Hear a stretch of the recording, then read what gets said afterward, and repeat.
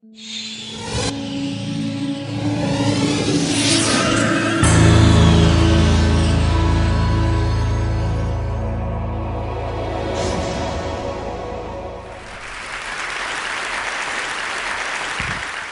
hi. Today I'm going to take you through about glimpses of 8 of my projects done in collaboration with Danish artist Soren Pors. We call ourselves Pors and Rao, and we live and work in India.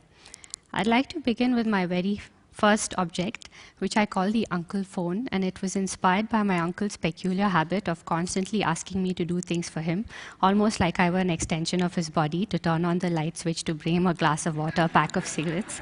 And as I grew up, it became worse and worse, and I started to think of it as a form of control. But of course, I could never say anything because the uncle is a respected figure in the Indian family. And the situation that irked me and mystified me the most was his use of a landline telephone. He'd hold on to the receiver and expect me to dial a number for him. And so, as a response and as a gift to my uncle, I made him the uncle phone. It's so long that it requires 2 people to use it. It's exactly the way my uncle uses a phone that's designed for 1 person. But the problem is that when I left home and I went to college, I started missing his commands. And so I made him a golden typewriter through which he could dispense his commands to nephews and nieces around the world as an email. So what he had to do was to take a piece of paper, roll it into the carriage, type his email or command, and pull the paper out. This device would automatically send the intended person the letter as an email. So here you can see we embedded a lot of electronics that understands all the mechanical actions and converts it to digital. So my uncle is only dealing with a mechanical interface, and of course the object had to be very grand and have a sense of ritualism the way my uncle likes it. The next work is a sound-sensitive installation that we affectionately call the Pygmies. And we wanted to work with the notion of being surrounded by a tribe of very shy and sensitive and sweet creatures. So how it works is we have these panels which we have on the wall, and behind them we have these little creatures which hide. And as soon as it's silent, they sort of creep out, and if it's even more silent, they stretch their necks out, and at the slightest sound, they hide back again. So we had these panels on 3 walls of a room, and we had over 500 of these little pygmies hiding behind them. So this is how it works. This is a video prototype. So when it's quiet, it's sort of coming out from behind the panels, and they hear like humans do or real creatures do. So they get immune to sounds that scare them after a while, and they don't react to background sounds. You'll hear a train in a moment that they don't react to. But they react to foreground sounds. You'll hear that in a second.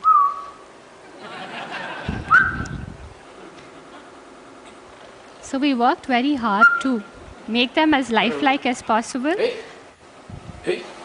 So each pygmy has its own behavior cycle, mood swings, personalities, and so on. So this is a very early prototype. Of course, it got much better after that. And we made them react to people, but we found that people were being quite playful and childlike with them. This is a video installation called The Missing Person, and we were quite intrigued with playing with the notion of invisibility. How would it be possible to experience a sense of invisibility? So we worked with a company that specialized in camera surveillance, and we asked them to develop a piece of software with us using a camera that could look at people in the room, track them, and replace 1 person with a background, rendering them invisible. So I'm just going to show you a very early prototype. On the right side, you can see my colleague Soren, who's actually in the space, and on the left side, you will see the processed video where the camera has made him invisible.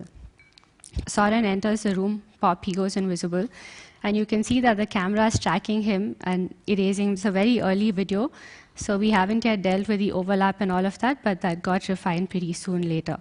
So how we used it was in a room where we had a camera looking into the space, and we had 1 monitor, 1 on each wall. And as people walked into the room, they would see themselves in the monitor, except with 1 difference. 1 person was constantly invisible wherever they moved in the room.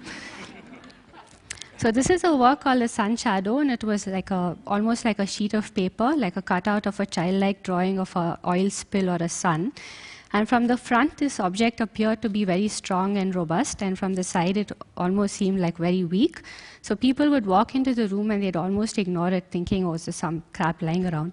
But as soon as they passed by, it would start to climb up the wall in jerky fashion, and it would get exhausted and it would collapse every time.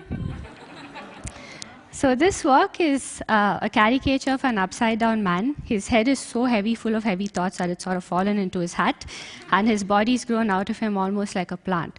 Well, what he does is it moves around in a very drunken fashion on his head, in a very unpredictable and extremely slow movement, and it's kind of constrained by that circle, because if that circle weren't there and if the flow were very even, it would start to wander about in the space, and there's no wires. So I'll just show you an instance. So when people enter into the room, it activates this object, and it very slowly, over a few minutes, sort of painfully goes up, and then it gains momentum, and it looks like it's almost about to fall. And this is an important moment because we wanted to instill in the viewer an instinct to almost go and help or save this object, but it doesn't really need it because it again sort of manages to just pull itself up. So this work was a real technical challenge for us, and we worked very hard, like most of our works, over years to get the mechanics right and the equilibrium and the dynamics. And it was very important for us to establish the exact moment that it would fall, because if we made it in a way that it would topple over, then it would damage itself. And if it didn't fall enough, it wouldn't instill that fatalism or that sense of wanting to go and help it. So I'm going to show you a very quick video where we are doing a test scenario. It's much faster. That's my colleague. He's let it go. Now he's getting nervous, so he's going to go catch it, but he doesn't need to because it manages to lift itself up on its own. So this is a work where we were very intrigued with working with the aesthetic of fur, embedded with thousands of tiny different sizes of fiber optics which twinkle like the night sky, and it's at the scale of the night sky. So we wrapped this around a blob-like form which is in the shape of a teddy bear which was hanging from the ceiling. And the idea was to sort of contrast something very cold and distant and abstract like the universe into the familiar form of a teddy bear, which was very comforting and intimate. And the idea was that at some point you would stop looking at the form of a teddy bear and you would almost perceive it to be a hole in the space, and as if you were looking out into the twinkling night sky. So this is the last work in a work in progress, and it's called Space Filler. Well, imagine a small cube that's about this big standing in front of you in the middle of the room, and as you approached it, it tried to intimidate you by growing into a cube that's twice its height and 4 times its volume. And so this object is constantly expanding and contracting to create a dynamic with people moving around it, almost like it were trying to conceal a secret within its seams or something. So well, we work with a lot of technology, but we're not really, we don't really love technology because it gives us a lot of pain in our work over years and years. But we use it because we're interested in the way that it can help us to express the emotions and behavioral patterns in these creatures that we create. And once a creature pops into our mind, it's almost like the process of creation is to discover the way this creature really wants to exist and what form it wants to take and what way it wants to move. Thank you.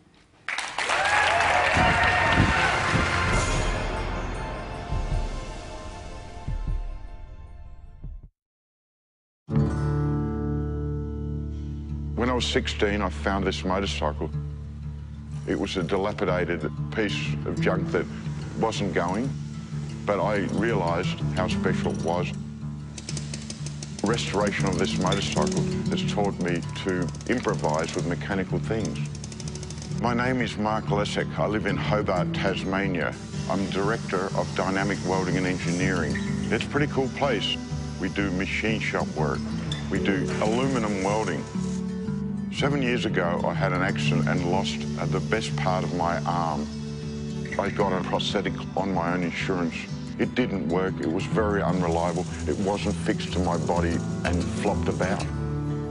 It simply wasn't up to the job. I thought, if you can fix your own motorcycle, why can't you fix a prosthetic? So I did a search to find out as much information as possible and came across the Cairns artificial arm. This is an antique arm from the early 1900s, and in its time, it was so mechanically advanced. With patent search on Google, I was able to find every single Cairns patent online. So I set about trying to reverse engineer it. The arm itself has many good features. It's body-powered, which means it won't break down. You can use it for heavy-duty work, and you can also repair it yourself. And hold a beer. And hold a beer, exactly. Some of the new things I hope to add to this arm is an extra finger joint, and it will be gear-driven. We'll also be lighter with space-age materials such as magnesium and carbon fibre. That is so cool.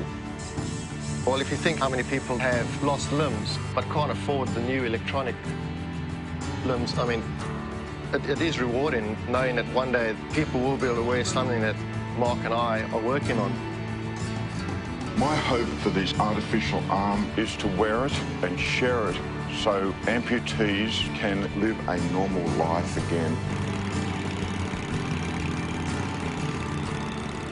It doesn't matter if it's a bike or an arm or your life. If you can take it apart, if you can understand it, you can make it better.